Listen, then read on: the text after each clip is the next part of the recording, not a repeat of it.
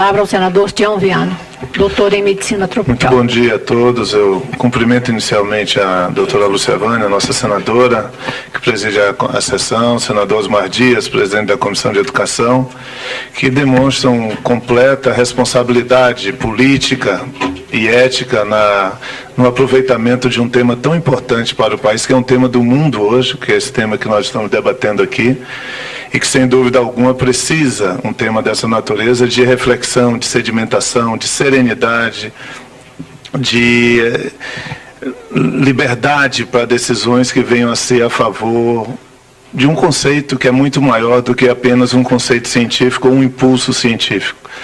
Essa é uma matéria que envolve aspectos técnicos, científicos, ético-morais, filosóficos, jurídicos, religiosos. Então não é uma matéria simples. Quem aqui ousar achar que o seu ponto de vista é o único vetor que pode nos levar a uma decisão, comete um grave equívoco, porque a sociedade tem direito de interferir nas decisões da ciência, e a ciência tem direito de interferir nas decisões da sociedade. Nós temos que ter equilíbrio, sobretudo muita serenidade para tomar decisões dessa natureza, porque senão daqui a pouco vamos dizer, não, joga as religiões fora, porque os conceitos delas são todos negativos. Tira aí 5.000 anos de politeísmo, de cristianismo, judaísmo, islamismo, joga fora, vamos achar outra alternativa. É um caminho simples, talvez, para alguns, conceitualmente, mas talvez não seja para um bom aproveitamento de um conceito de ética individual, de ética social, que nós temos que tratar neste momento. Eu acho que os expositores aqui são pessoas sagradas para a ciência brasileira, merecedores do mais absoluto respeito, estão aqui por razões altruístas, estão aqui por razões de ordem ética, estão aqui por responsabilidade científica e por razões de solidariedade a 15 milhões que se supõe sejam vítimas hoje de doenças e que precisem de uma corrida tecnológica ou de biotecnologia para prestar solidariedade. Mas a responsabilidade do parlamento é muito peculiar também. O parlamento não pode ser apenas ter apenas um enfoque numa hora de decidir sobre um tema tão importante. O parlamento tem que representar o todo. E o todo aqui é plural. O todo, ele é algo diversificado. Nós temos a sociedade que opina em diversas frentes, em diversos pontos de vista.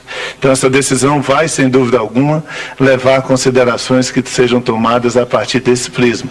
Eu não tenho nenhuma dificuldade em entender a necessidade de nós darmos respostas, mas quando eu me coloco, doutor Drauzio, vi o senhor, doutor Zago também, doutora Maiana, fazendo ponderações, nós não estamos num ponto de vista isolado em um país da América do Sul.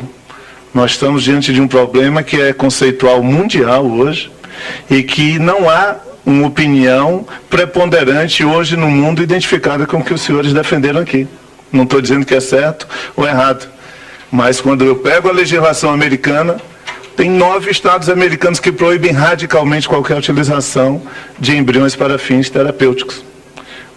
A Câmara dos Deputados nos Estados Unidos adotou posições favoráveis, proibindo, defendendo a utilização, e o Senado, o contrário, defendendo a proibição, e o Senado americano derrubou, mas a legislação não está consolidada.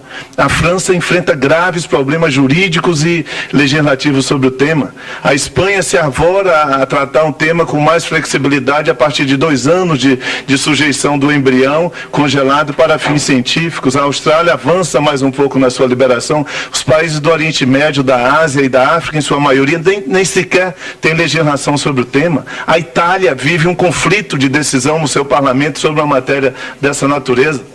Então, eu acho que nós temos que entender que não é um problema simples e que o parlamento tem que refletir com completa profundidade e serenidade. O grande constitucionalista Josafá Marinho, que foi um exemplo de história no parlamento, dizia que o parlamento, sobretudo, tem que ter muita cautela na hora de decidir sobre uma lei. Ele não pode estar dissociado da sociedade.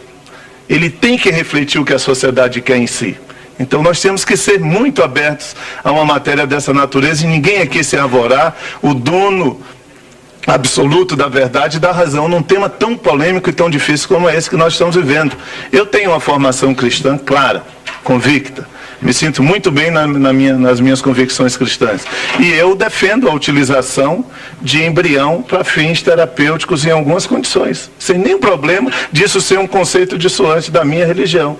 Agora, acho que é muito importante ter ouvido de um professor Zago, que eu gostaria que ele comentasse depois. Claro, as suas palavras, a produção de embriões para fins terapêuticos é algo que não me atrai. Foram palavras suas.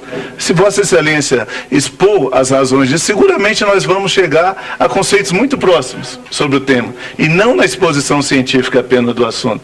Então, será que é justo que nós tenhamos agora a facilidade de dissociar conceitualmente ser humano, ponto. Embrião não entra nesse conceito, feto não entra nesse conceito? É simples. Não me parece ser simples de jeito nenhum. Não me parece ser simples essa matéria.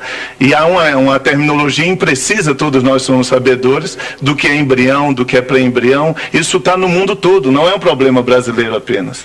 Então nós temos que tratar com muita sedimentação essa matéria. Eu vi a doutora Maiana fazendo comentários, é uma missionária numa matéria que ela tem suas convicções e acredita, e eu gostaria que ela esclarecesse, por exemplo, saiu agora, domingo, na Folha Ciência, que é um jornal que trata com responsabilidade matéria dessa natureza. Eu ainda não tive acesso à revista científica em si, estou procurando ter acesso para fazer a leitura completa do tema, mas quando se diz que os alemães dizem que ter célula-tronco adulta tão boa quanto de embrião, e faz uma exposição, isso é da Universidade de Lübeck, do Instituto Fraunhofer, esse artigo, e faz uma exposição que são células de glândulas pancreáticas que tiveram um ótimo desempenho e têm perspectivas extraordinárias. A doutora Maiana disse com toda clareza aqui, abre aspas, parece-me muito interessante, mas me trouxe algumas dúvidas. As células foram obtidas de pacientes com doenças do pâncreas e elas não comentam nada a respeito. De que doença, por exemplo, disse Maiana Zartes, no Instituto de Biociência da USP. Abre aspas ainda. Não seria ético retirar células de pâncreas de pessoas sadias e, portanto, na prática, essa não seria uma fonte muito útil de células-tronco.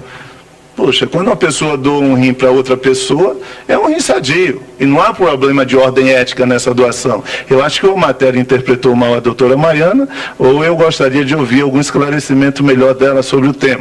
E quando nós vamos para um consenso europeu que se tenta construir sobre isso, tem um documento intitulado Livro Branco, Dr. Daniel Serrão, professor doutor em Portugal, que tem a responsabilidade de dirigir um consenso europeu dos 25 países da Europa ampliada hoje. Ele deixa claro que essa matéria é absolutamente controversa. Difícil a aceitação de utilização simples, por razões de toda a natureza, como eu já coloquei.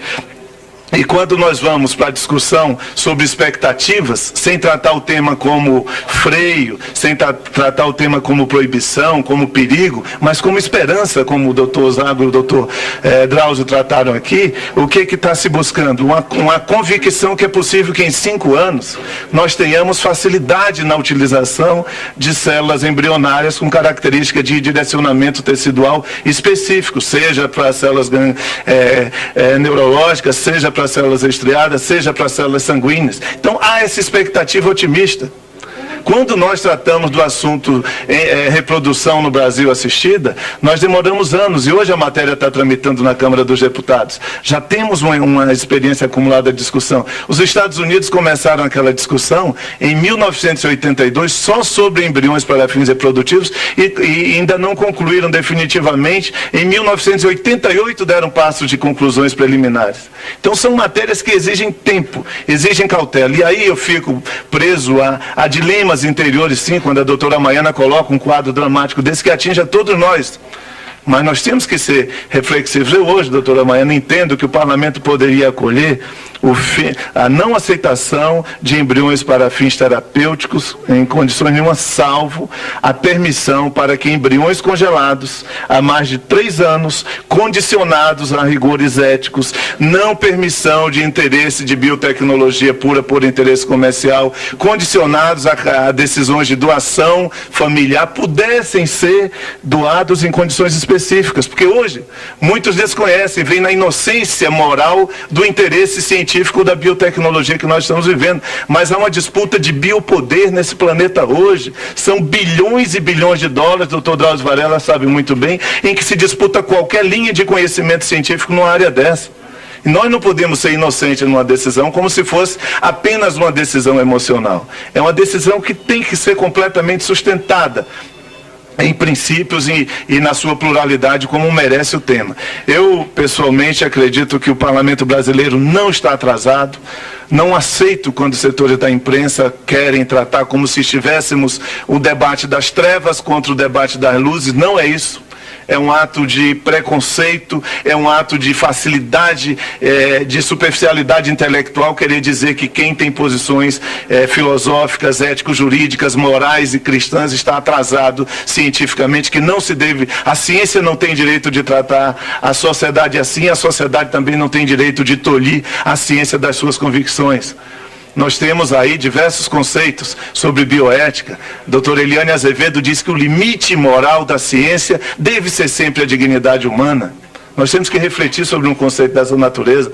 Nós temos São Tomás de Aquino, me parece que é a fonte literária, que diz que a ciência tem que ter sempre os olhos e uma certa mão a interferir nela da sociedade, porque talvez ela possa cometer erros perigosos. Então nós temos que trabalhar dentro de conceitos de freios e contrapesos, porque assim é melhor. E eu, pessoalmente, tenho divergência aberta da minha convicção religiosa quando penso em embrião congelado há mais de 3 anos. E aí o doutor Zago foi claro, e o doutor Drauzio, o que vai ser feito com esse embrião? A tendência dele é a inutilidade. Então, se é um embrião que não tem vínculo parental, se é um embrião excedentário, que não tem outra saída para ele, porque não se adota hoje 20 mil crianças que precisam de adoção nesse país, por que nós não podemos pensar que esse embrião que não tem destino algum, se uma palavra grosseira seria dizer vai para o lixo, esse embrião pode vir a ser utilizado para ajudar a ciência dentro de uma concepção não como uma panaceia, não com ufanismo, mas com absoluto rigor ético e científico. Eu gosto muito quando a França adota o Comitê Nacional de Ética e Pesquisa para as Ciências da Vida. Eu acho que é uma coisa importante. Eu acho que o parlamento tem que estar mais próximo da comunidade científica, e no Brasil nós temos uma distância enorme. É como se um estivesse falando 50 anos à frente e outros 50 anos atrás, e os governos também estão distantes da comunidade científica. Então, eu não posso legislar sobre esse tema, porque isso é atribuição do Executivo, mas acho que o Executivo brasileiro tem o dever de criar um Comitê Nacional de Ética e Pesquisa para as Ciências da Vida, para nós acharmos uma sintonia entre o que a comunidade científica defende e o que a sociedade como um todo defende, e o parlamento ser o grande mediador disso, e não quem tenha que pensar, refletir, se expor de toda forma, como se tivesse um discurso atrasado. Então, o meu ponto de vista é esse. Eu acho que é um debate extraordinário que nós estamos dando.